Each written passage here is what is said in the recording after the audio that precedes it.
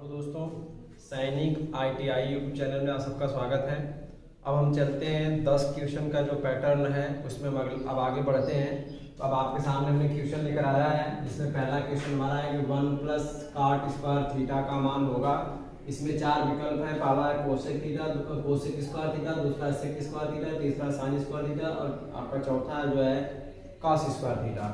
तो देखिए थोड़ा इसको हम देखें। 1 प्लस काट स्क्वायर थीटा, इसको तो हम डायरेक्ट, इसका फार्मूला ही होता है तो डायरेक्ट फार्मूले से कर सकते हैं। इसको ऐसे कर सकते हैं 1 प्लस काट स्क्वायर को लिख सकते हैं cos square theta upon sine square theta.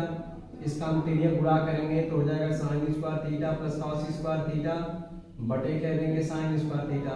और हम जानते हैं कि sine square theta plus cos square theta का मान कितना होता है, 1 होता है।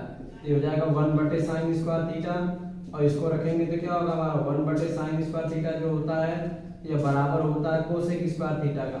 इसका मतलब इसका विकल्प कौन सही है, पहला विकल्प ए सही है। दूसरे प्रश्न पर चलते हैं। दूसरा प्रश्न देखें हम। आगे हमारा एक सीढ़ी जिसकी लंबाई 2.5 मीटर है और इसके बाद कह रहा है दीवार की भूमि पर 60 अंश का कोण बनाता हुआ है। दीवार की ऊंचाई पूछ रहा है। ये देखिए एक सीढ़ी है जो दीवार की भूमि से कितना कोण बना रहा है, आपका भूमि के साथ है जो 60 अंश का कोण बना रहा है। और सीढ़ी की ऊंचाई आपको कह रहा है जिसकी सीढ़ी की लंबाई 2.5 मीटर दे चुका है आपका, इसकी लंबाई 2.5 मीटर है। पूछा क्या है, कह रहा है कि 60 अंश को बनाते हुए खड़ी हुई दीवार की ऊंचाई, इसकी दीवार की ऊंचाई तुम्हें ए बी पूछा है। तो देखिए हमें यहाँ से क्या करें, मुझे ये चाहिए ए बी, ए पता है तो साइन लगा लें इसमें। तो साइन 60 की बात करेंगे तो साइन 60 बराबर क्या होगा, लंब, लंब होगा ए बी बाई कर्ण कहेंगे, कर्ण होगा AC। मुझे ए बी निकालना ही है। साइन 60 का मान जो होता है करड़ी में 3/2 होता है आपका, और यहाँ से रखेंगे ए बी निकालना ही है। AC का मान कितना है 2.5 है और जानते हैं हम करड़ी में 3 का मान 1.732 होता है बटे 2 और इसको इधर कर देंगे गुणा हो जाएगा 2.5। ये किसका मान मिला हमें, ए बी का मान मिला। थोड़ा हम इसको गुणा करें पहले तो ए बी बराबर इसका गुणा करेंगे देखिए कितना आएगा, ये आएगा 25 दूना 50 शेष 5 बचेगा आपका, फिर 25 या 75 और 75 5 कितना हो गया 80 से 7 बढ़ जाएगा आपका, फिर 25 साथ में कितना होगा 175 और 175 में अगर हम 8 जोड़ देंगे तो कितना होगा 8 5 13 1 7 1 8 ये बना आपका। तो इसमें 3 हुआ आपका तो यहाँ 3 लिख देंगे हम। शेष कितना बचा 18, तो कितना हुआ आपका 25 एकम 25 और 18 इसमें जोड़ दीजिए आप, ये कितना है आपका 8 5 13 4 43 हो गया आपका।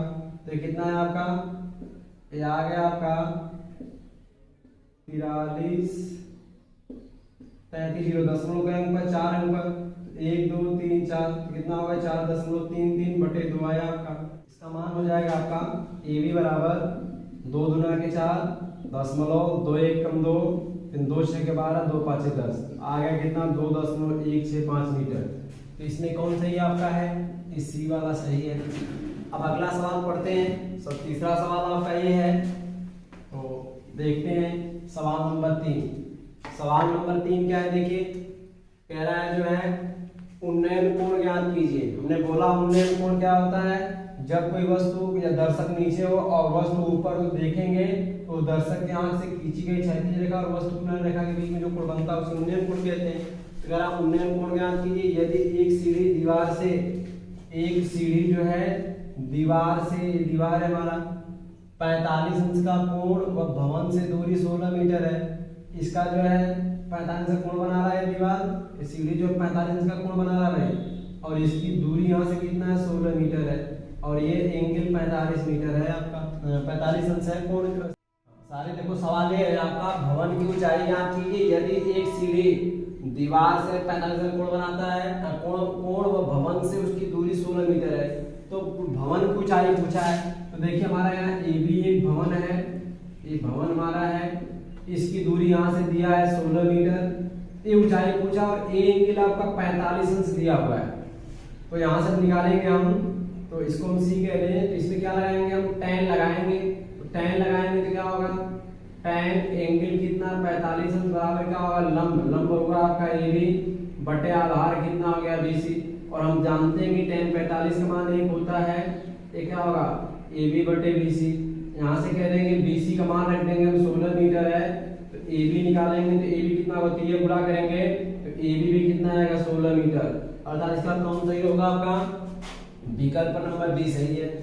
14वें सवाल पर चलते हैं। उन्नयन कोण ज्ञात कीजिए।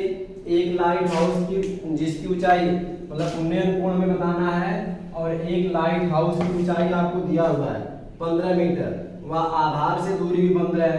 ये देखिए एक लाइट हाउस है जिसकी ऊंचाई 15 मीटर है, और कह रहा है जमीन से जहां उन्नयन कोण बन रहा है इसकी उन्नयन कोण दे रहा है, ये भी जमीन से 15 मीटर ही है। तो यही इस लाइट हाउस की जो यहाँ लाइट हाउस है इसी का उन्नयन कोण पूछा है, तो उन्नयन कोण यहाँ थीटा मान लेते हैं। तो यहाँ से अगर हम बात करेंगे tan थीटा का, तो tan थीटा बराबर क्या होगा, लंब, इसका नाम देते हैं ABC, तो लंब क्या हुआ आपका AB बटे आधार कहेंगे तो BC। यहाँ से कहेंगे tan थीटा बराबर AB का मान 15 मीटर है, BC का मान भी 15 मीटर है, कट गया आपका tan थीटा बराबर 1। और हम देखते हैं tan कितने अंश का मान 1 होता है, तो tan 45 अंश का मान 1 होता है। अब तुलना करेंगे अगर यहाँ से, तो थीटा बराबर कितना आ गया आपका 45 अंश आ गया, तो 45 अंश। तो इसका विकल्प कौन सही है, इसका विकल्प बी सही हो गया।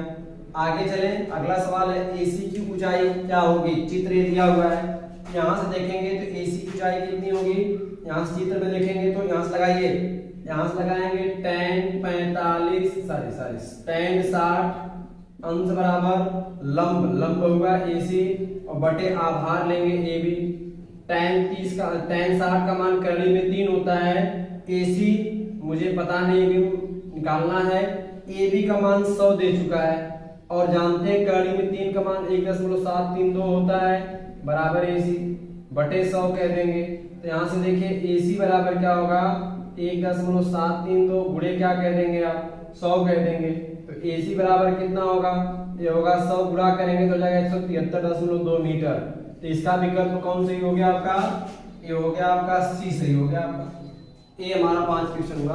अब आगे चलते हैं, तो अगला क्वेश्चन देखिए आपका 16वां क्वेश्चन है। यदि a + b बराबर 90 अंश तथा a बराबर 2b, तो sin 2b का मान पूछा है। तो देखिए पहले हमें दिया क्या है, a + b का मान 90 दिया है, तो हम करेंगे यहाँ से, और ये भी दिया हुआ है कि a बराबर कितना है आपका 2b है, तो थोड़ा हम a का मान रखकर पहले b निकालें यहाँ से। तो क्या होगा आपका, यहाँ a की वैल्यू रख दीजिए, यहाँ पर 2b + b हो जाएगा बराबर 90 अंश। 2b में b जोड़ेंगे कितना होगा आपका 3b होगा, और ये कितना होगा आपका 90 अंश हो जाएगा। और यहाँ से करेंगे हम तो b की वैल्यू कितना है कि हमारा 90/3 होगा, इसे कैंसिल कर देंगे तो b बराबर कितना आ गया 30 डिग्री, 30 अंश आ गया हमारा। तो अब देखिए ये हमें पूछा किसका मान है, sin 2b का मान। यहाँ देखो प्रश्न पूछ रहा है आपका कि sin 2b का मान होगा, तो sin 2b का मान 30 रख दोगे तो कितना होगा sin 2 × 30 तो sin 60, और sin 60 का मान आप जानते हैं करड़ी में 3/2 होता है, इसलिए हम कह देंगे इसमें कौन सा विकल्प सही है, बी सही है। sin 2b का मान कितना होगा, करड़ी में 3/2। अब अगला प्रश्न चलते हैं, 17वां क्वेश्चन देखें। तो ये क्या कह रहा है, कह रहा है क्या tan, इसका मान पूछा है tan π/6 × tan π/3।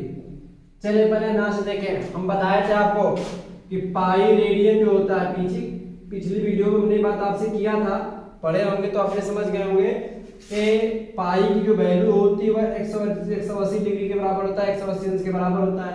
तो पहले तो हम पाई का मान रखें, tan पाई का मान रख देंगे 180 अंश बटे 6 × tan पाई का मान 180 अंश बटे 3, इसको कैंसिल कर देंगे तो कितना होगा 36 × 18 30 अंश हो जाएगा, × tan 3 से 18 60 अंश हो जाएगा।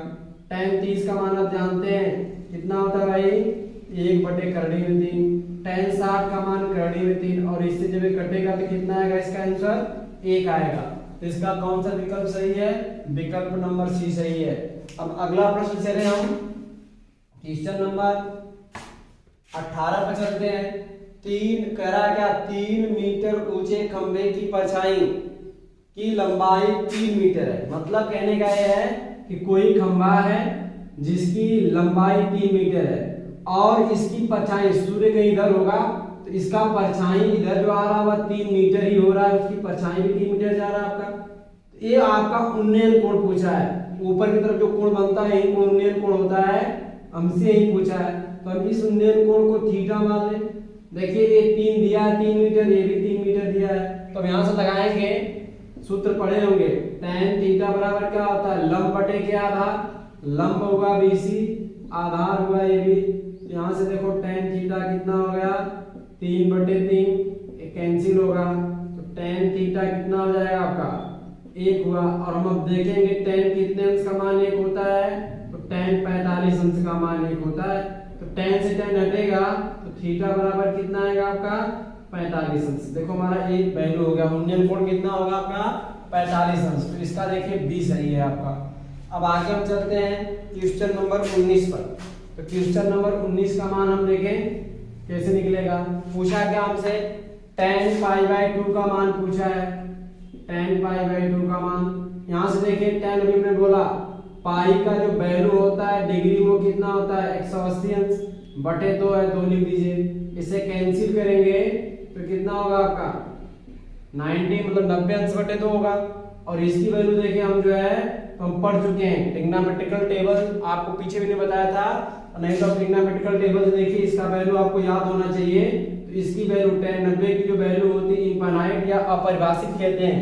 तो इसमें देखिए आपका यहाँ है, देखिए आपका ये आपका D सही है, इनफाइनाइट दिया है, कभी कभी अपरिभाषित लिखता है, तो अपरिभाषित दिखेगा तो अपरिभाषित विकल्प मारेंगे, या कभी ऐसे लिखा इनफाइनाइट तो इसका चिन्ह तो ये सही होगा आपका।